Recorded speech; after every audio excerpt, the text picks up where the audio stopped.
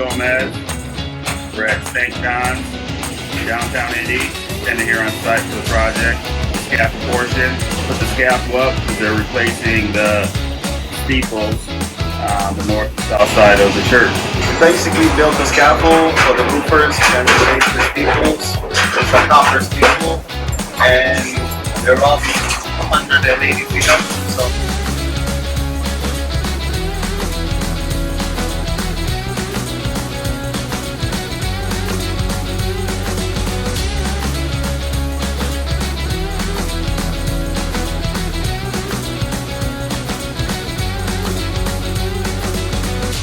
So we got a good portion of apprentices here, and I like having them here. It's nice because they have the right attitude, and you can tell they take pride in how the scaffold will look at the end of the job. Definitely helps with the training, getting the apprentices here.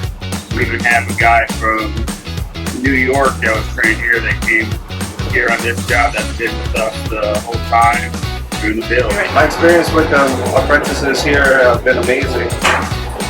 They're really hard workers. As you see right now, they're always working. 9 times out of 10, you'll be working, and they're really good guys to work with, and I trust them with my life. That's it.